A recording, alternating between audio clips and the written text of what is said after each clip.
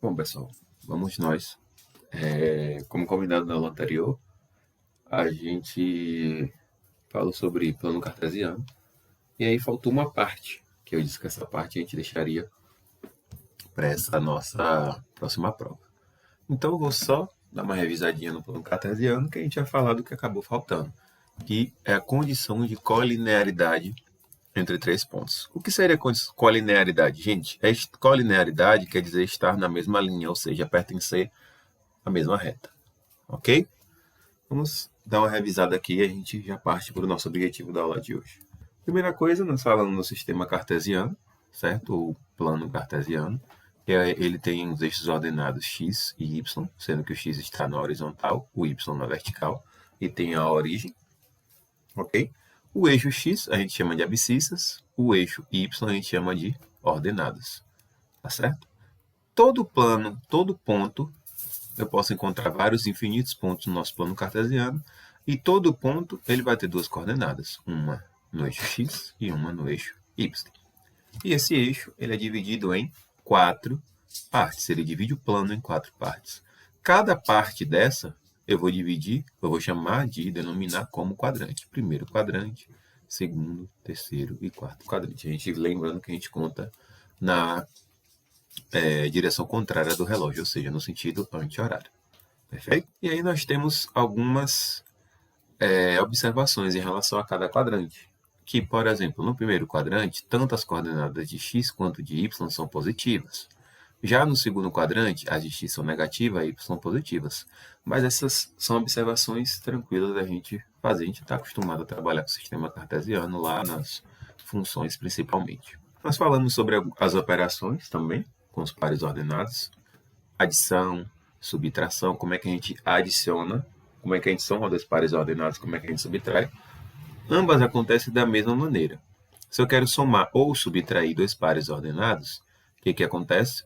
Eu somo, vale para subtração também, eu somo as duas coordenadas em x e as duas coordenadas em y.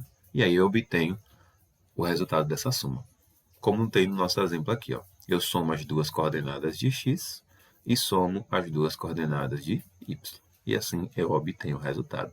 Para subtração, a mesma situação. Lembrando que a gente deve considerar a questão da regra dos sinais. Quando a gente multiplica por um número real, também.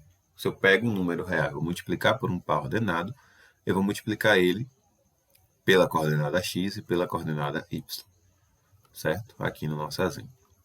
Nós falamos sobre a distância entre dois pontos e nós concluímos que a distância entre dois pontos no plano cartesiano é raiz da diferença entre as coordenadas x final e x inicial ao quadrado, mais a diferença entre as coordenadas y final e y inicial ao quadrado também. Isso aqui tudo, a raiz. Já discutimos o porquê acontece dessa forma, então não precisamos discutir novamente.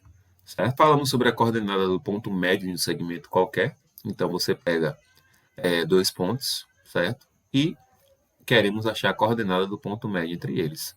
É só eu tirar a média aritmética das coordenadas x, certo? E tirar a média aritmética das coordenadas em y.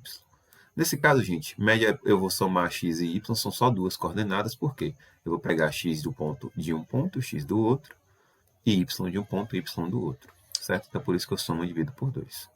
Em relação à coordenada do baricentro de um triângulo, a mesma forma, só que agora, como eu vou ter 3 pontos, porque a gente sabe que para formar um triângulo a gente precisa de 3 pontos. Então, eu vou tirar a média aritmética das 3 coordenadas em x e das 3 em y. E essas vão ser as novas, as coordenadas do baricentro desse triângulo. Ok? E aí, nós falamos também sobre como é que a gente calcula a área de polígono no plano cartesiano. O que a gente faz? Vamos ver, relembrar aqui no exemplo. Ó. Calcular a área desse pentágono aqui, ó, de vértices. Aí ele dá as coordenadas de cada um dos 5 vértices. É um pentágono que tem 5 vértices. O que a gente faz? Só relembrando. A gente coloca aqui, ó, em ordem, certo? As coordenadas desses vértices. Então, ó, coordenada de A, B, C, D e E. Está aqui, ó, A, B, C, D e E. E por último, a gente repete a coordenada do primeiro. Se a gente começou por A aqui, gente, a gente tem que repetir a coordenada de A aqui. Se a gente começar por E, por exemplo, for na ordem decrescente, então começar E, D, C, B, A, se eu comecei por E, aqui eu tenho que repetir o E. E aí, o que eu faço? Aqui é parecido com a gente calcular o determinante. Então, eu vou multiplicar, ó, 2 a 2, ó.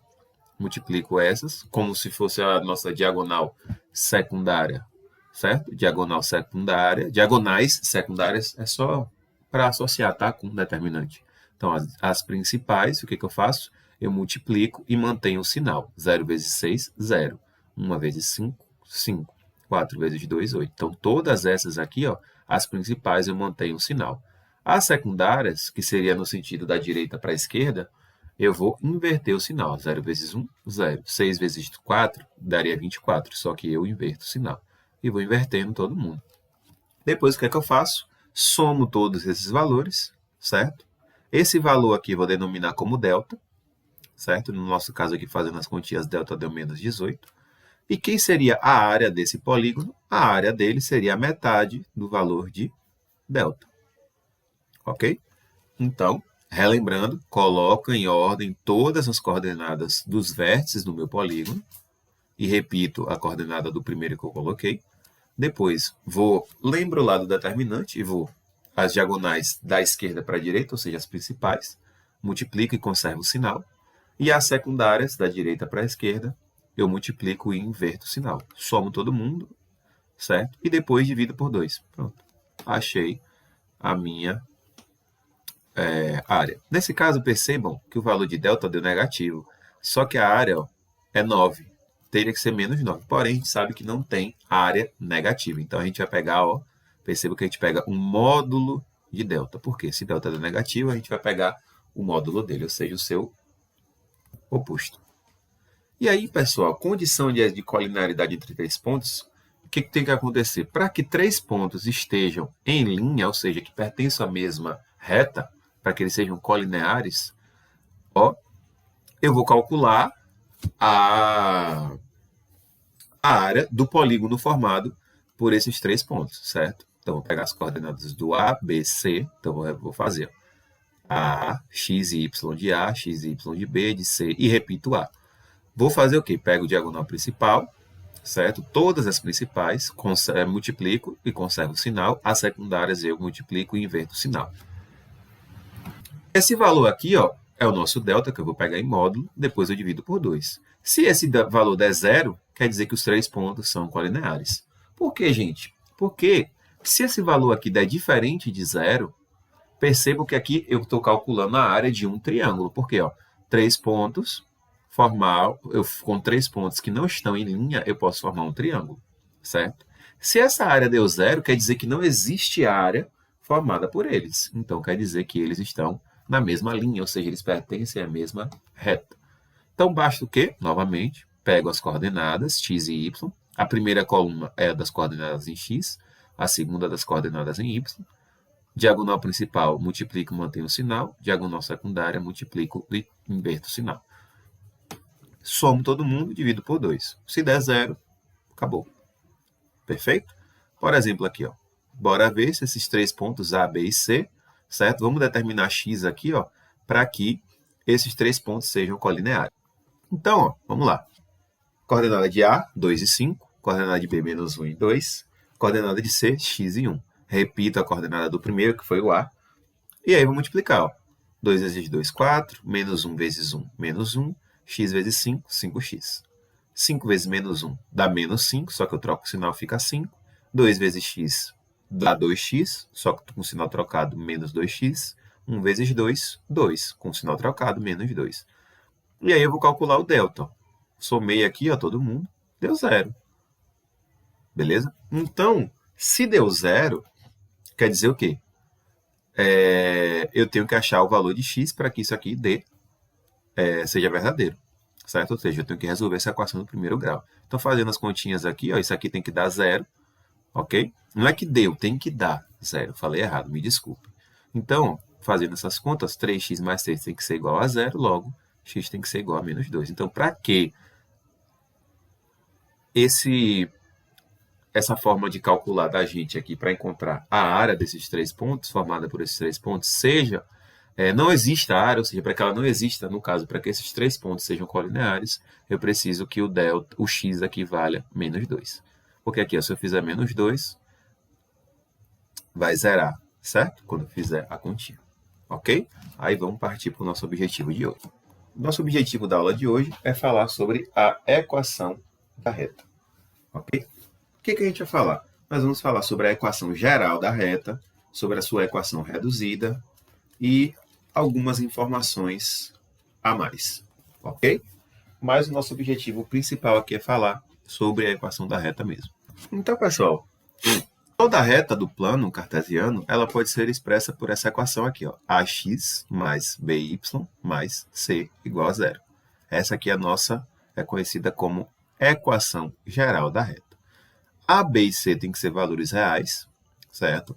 E A, B não são simultaneamente nulos, certo? Ou seja, eu não posso ter A e B iguais a zero ao mesmo tempo. Simultaneamente nulos quer dizer isso.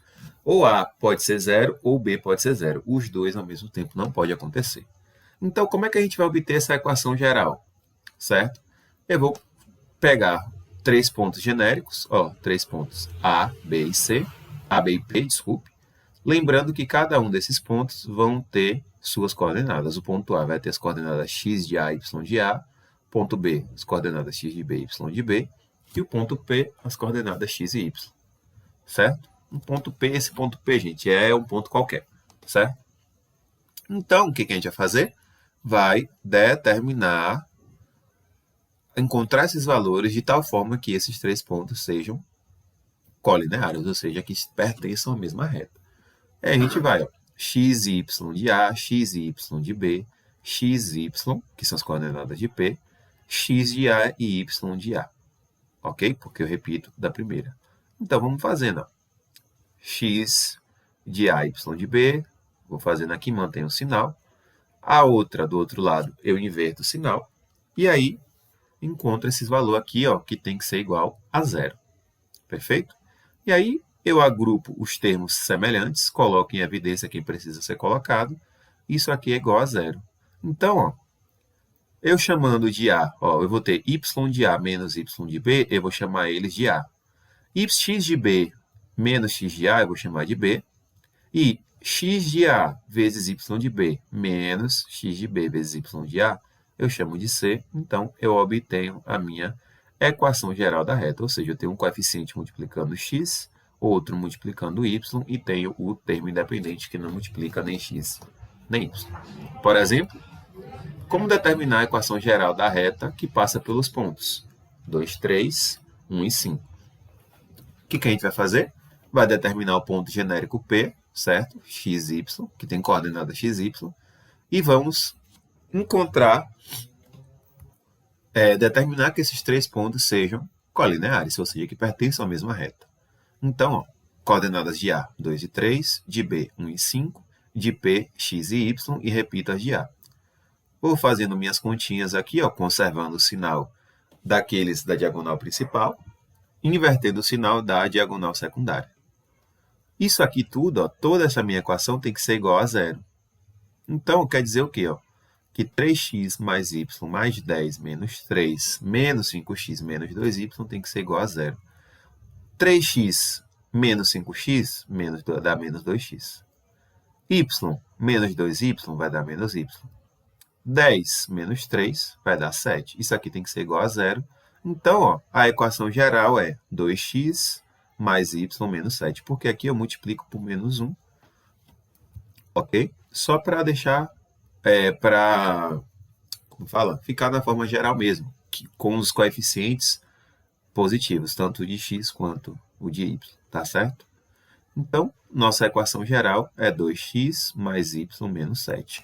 Então, pessoal, o que acontece? Quando você quiser determinar a equação geral de uma reta, que passa, normalmente, eu vou te dar 2 pontos, e você vai ter que determinar a equação da reta que passa por aqueles dois. Como no exemplo agora, vamos fazer aqui. Aqui, é questão 3 da página 103, ok? Questão 3 da página 103, a gente vai fazer ela como exemplo agora.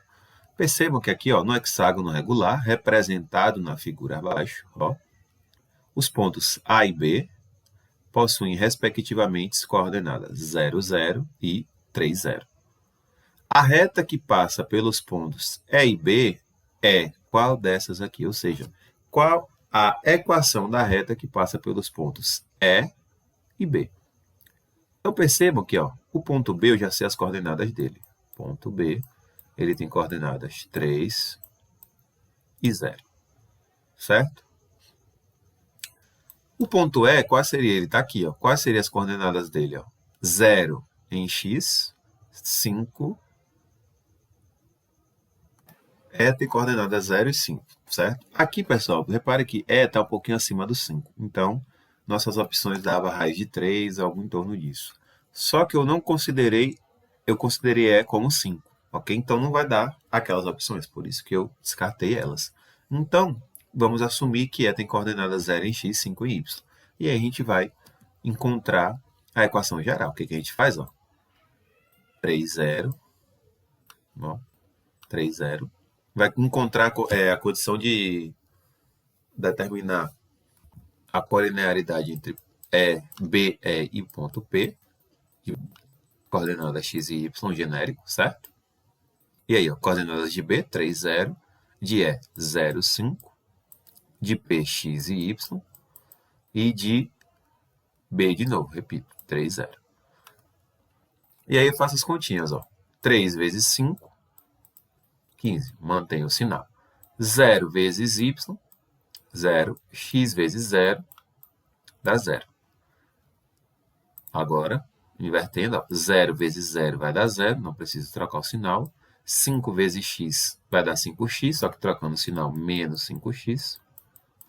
3 vezes y, 3y, só que invertendo o sinal dá menos 3y. Fechado? E aí, como é que vai ficar? Ó, menos 5x, menos 3y, mais 15, igual a 0. E aí, se você quiser multiplicar por menos 1, para ficar bonitinho, vai ficar 5x, mais 3y, menos 15, igual a 0. Perfeito? Então, essa seria a nossa equação geral da reta, que passa pelos pontos B e E. Só que no nosso caso a gente assumiu, lembrando que a gente assumiu que E está no 5. Tem coordenada 0 em x e 5 em y, tá certo?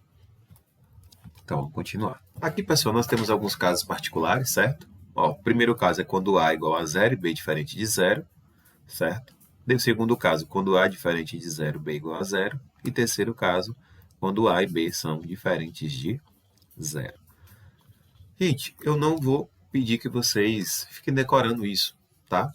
É só casos particulares mesmo, então é melhor que vocês testem, tentem encontrar certas equações dessas retas e verifiquem que tipo de reta, onde é que ela passa, da maneira que a gente já sabe mesmo, tá? Não quero que vocês fiquem decorando essas coisas, não. São só curiosidades. Se o A for igual a 0, a reta vai ser paralela ao eixo x, certo? Porque eu não vou ter coordenada de x, a coordenada de x vai ser 0, então ela vai passar só em y. A mesma coisa se o B for igual a 0, ó, não tenho coordenada em y, então ela vai ser paralela ao eixo y. Já se eu tenho A e B diferentes de 0, então eu tenho coordenada em x e em y. Então, ela vai passar na origem, ok? Já na equação reduzida da reta, pessoal, o que seria ela? A gente vai chamar de equação reduzida um modelo algébrico que representa a relação entre as coordenadas de um ponto qualquer da reta no qual a coordenada y é isolada no primeiro membro. Então, simplesmente eu jogo y sozinho para cá, certo? Com o seu coeficiente. Então, ó, nossa equação geral é ax mais by mais c. Jogo by para fora, vai ficar menos ax menos c, que eu passo todo mundo para lá, ok? Só que y, a gente já viu aqui ó, que é menos a sobre bx, ok? E c é igual menos c sobre b, desculpe. E aí, o que a gente vai fazer? A gente vai chamar menos a sobre b de m e menos c sobre b de h. Então, a equação reduzida da reta é y igual a mx mais h. O coeficiente mh, gente, eles recebem nomes bem conhecidos. O m é o coeficiente angular e o a, o coeficiente linear. Então, pessoal, o coeficiente angular ele vai determinar a inclinação da reta, tá? Que seria o m. E o coeficiente linear ele determina onde a reta toca o eixo y. Aí você vai me lembrar, professor, mas isso a gente já estudou lá em equação do primeiro grau. Sim, certo? Por quê? O gráfico gerado por uma equação do primeiro grau, desculpe, função do primeiro grau, o gráfico gerado por uma equação do primeiro grau, ou seja, em função da função do primeiro grau, é uma reta. Então, o que vale para o caso geral da reta, vale para a função do primeiro grau, justamente por isso. Então, tudo que a gente sabe sobre o coeficiente angular, que a gente calcula ΔY sobre ΔX, certo? Aqui vale da mesma maneira. E o coeficiente linear é o ponto que a reta toca o eixo y. É a mesma coisa, não altera em nada, tá, pessoal? Então, aqui continua da mesma forma, tá bom? E aí, pessoal, nós chegamos aqui na condição de paralelismo entre duas retas. Como é que a gente sabe que duas retas são paralelas? Gente, duas retas são paralelas quando elas nunca se tocam, só para a gente relembrar. Então, para que duas retas nunca se toquem, elas precisam ter o mesmo coeficiente angular, ou seja, elas precisam ter a mesma inclinação. Porque qualquer inclinação diferente de uma em relação à outra vai fazer de que de algum modo elas se interceptem, tá certo? Mas se ambas têm o mesmo coeficiente angular, certo? Ou seja, se ambas têm a mesma inclinação, elas nunca vão se tocar, ok? Então, qual a condição de paralelismo? Elas vão ser não verticais, ou seja, elas são paralelas, somente se seus coeficientes angulares são iguais. Por exemplo, as retas R, que tem a equação menos 3x mais 1, e S, que tem a equação menos 3x menos 5, são paralelas, porque ambas têm os coeficientes angulares, iguais. Para fechar, duas retas são perpendiculares, certo? Quando o produto entre seus coeficientes lineares for igual a 1. Coeficientes lineares não, gente, coeficientes angulares. Então, quando o produto entre os coeficientes angulares de duas retas é igual a menos 1, elas são perpendiculares, certo? Se seus coeficientes lineares são iguais, elas são paralelas. Se o produto entre eles é igual a menos 1, elas são perpendiculares. Exemplo aqui, as retas 2x mais 3 menos meio x mais 1 são perpendiculares, porque quando você multiplica 2 vezes meio, vai dar menos 1. Tá certo? Pessoal, aqui nós temos algumas coisas sobre equações do primeiro grau, mas eu não vou me aprofundar nisso, porque é uma coisa que a gente já estudou. Quando a gente estava lá estudando função do primeiro grau, a gente também, e equação do primeiro grau, a gente também estudou as inequações do primeiro grau. Então, é uma coisa que a gente já viu o que a gente já viu que vale anteriormente, vale aqui da mesma forma. Então, não creio que essa discussão tenha algo de tão novo, tá certo? E na equação do primeiro grau, ela vai continuar da mesma forma. É uma coisa que acaba não aparecendo tanto, assim. O que mais aparece são as equações do primeiro grau para a gente. Então, por isso que o nosso foco foi mais nela quando nós falamos dela de novo. Tá certo? Para finalizar, gente, vamos responder essa questão aqui. Olha que questão bem bacana. Ela diz o quê? A equação da reta que passa pelo ponto 16, 11 e que não intersecta a reta de equação x sobre 2 menos 5 é qual dessas aqui? Aí você me pergunta, professor, eu vou ter que... Como é que eu vou determinar a equação dessa reta aqui, certo? Sendo que ele só me deu um ponto. E aí, como é que eu vou fazer? Aí eu te digo que você não precisa. Primeira coisa, elas não se intersectam nunca quando elas são paralelas. Duas retas paralelas são retas que não se intersectam. Então, primeira coisa, é a reta que passa por esse ponto, o seu coeficiente angular, ele tem que ser igual ao coeficiente angular dessa aqui, para que elas duas sejam paralelas. Então, o seu coeficiente angular, eu já sei que é x sobre 2. Tá certo? Então, m é igual a x sobre 2. E o que eu vou... Quais as informações que eu vou usar, gente? Eu sei que A equação na sua forma reduzida é y igual a mx mais h. Mx mais h. Então, ó, o valor de y, quando eu faço, eu já tenho, gente, o valor de m, então, isso eu vou substituir y igual a x sobre 2, certo? Então, porque seria m é igual a x sobre 2? Desculpa, m é x sobre 2? Não, gente. M é igual a meio. M é o coeficiente angular. Ó, eu já falando coisa errada aqui, ó. M é igual a meio, porque é o valor que multiplica x, tá certo? Então, aqui, ó, vai ficar meio vezes x sobre 2, mais h. Só que y, gente, ó, eu já tenho os valores de x e y, certo?